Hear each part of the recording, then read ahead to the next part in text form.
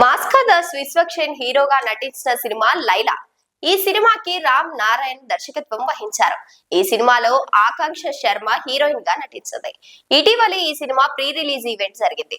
Megastar Chiranjeevi ముఖ్య అతిథిగా హాజరయ్యారు. అయితే ఈ సినిమా ఈవెంట్ లో ప్రముఖ నటుడు పృథ్వీరాజ్ చేసిన వ్యాఖ్యలు వివాదానికి దారితీశాయి.